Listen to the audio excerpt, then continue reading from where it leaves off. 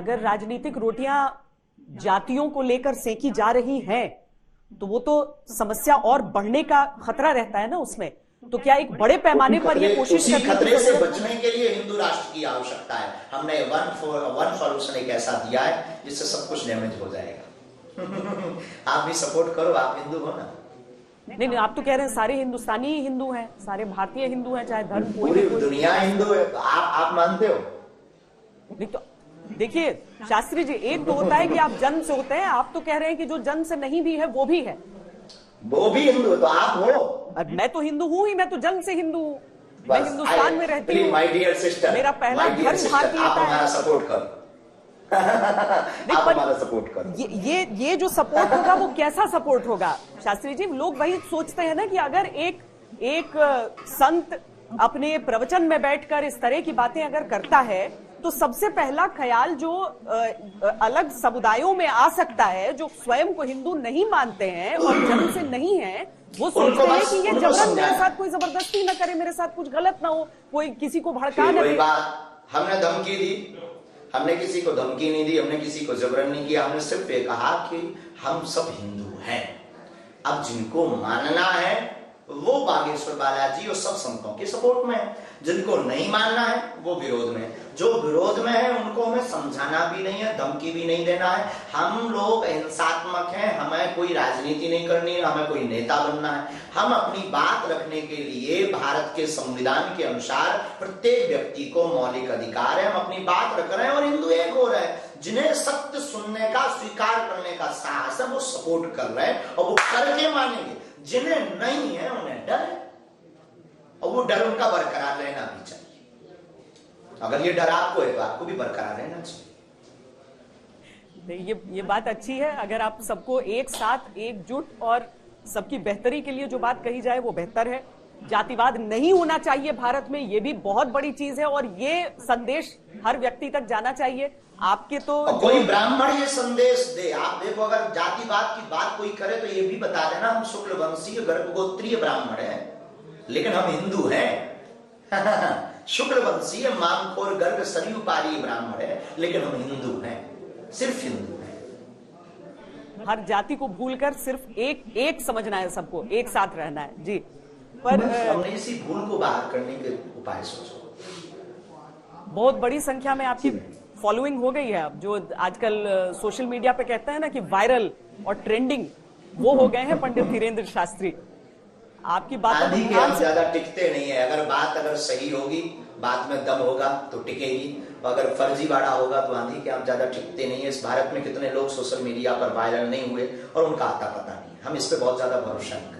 लेकिन आपको लेकर एक बात की बहुत चर्चा बाद में हुई थी, आखिर में मैं अंत करते करते अपनी बातचीत की मैं उस चीज पर आपका स्पष्टीकरण चाहती हूँ शास्त्री जी।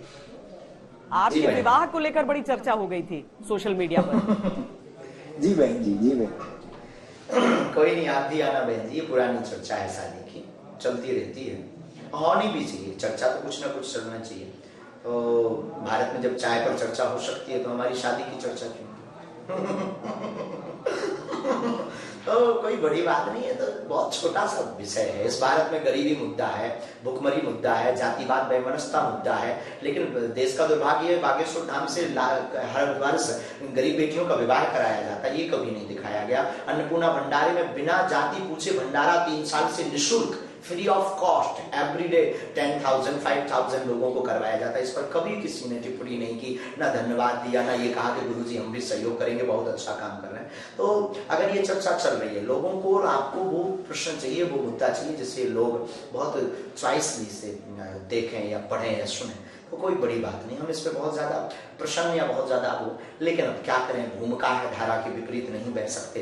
तो बिल्कुल मुद्दा है, बहुत जल्दी शादी होगी, अच्छे खानदान में होगी, भगवान जाने अब लुगाई कैसी होगी। संत है, आप युवा हैं, आप युवा हैं और इसीलिए हम संत नहीं है, हम एक गुरु है, हम कोई संत, हमने कोई वोट नहीं लिया। जब देश के भविष्य की बात आती है तो लगता है सकारात्मक बोलने वाले लोगों की ही बातें लोग सुने तो अच्छी बात सबसे बड़ी रहती है देश में।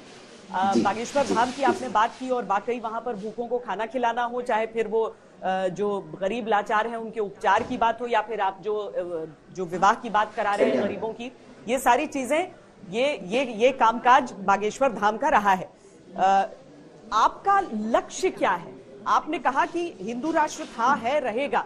आपने कहा कि जातिवाद को खत्म करने की जरूरत है। ये सकारात्मक चर्चाएं तो हैं, लेकिन अगर मैं पंडित धीरेन्द्र शास्त्री के लक्ष्य की बात करूं, क्या लक्ष्य लेकर आप आगे बढ़ रहे हैं, तो वो क्या होगा? हमारे लक्ष्य को ये बहुत ज्यादा हम लक्ष्य को केंद्रित करके जीवन नहीं जीते। हमारी दिन की शुरुआत और रात्रि काल के शयन के पूर्व का विराम हमारा हमेशा सनातन लक्ष्य रहा।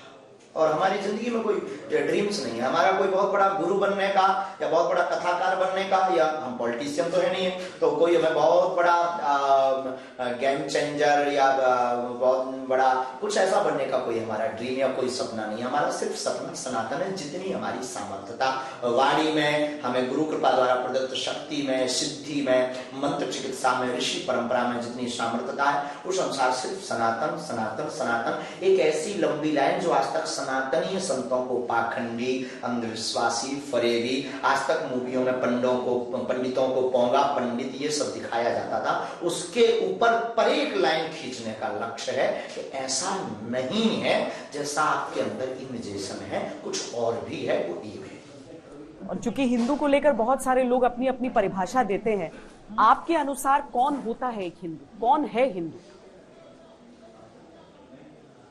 ये बहुत अच्छा प्रश्न है। इस प्रश्न पर हम बहुत प्रसन्न हैं। और हमारी परिभाषा में जो सामाजिक समरसता और भगवान राम राज्य की परिकल्पना रखता हो, जीता हो, वो हिंदू हमारी निजी परिभाषा। और जो हिंदू है वो सनातनी है, या इसमें फर्क है? पर्यायवाची, पर्यायवाची, एक दूसरे के पूरक।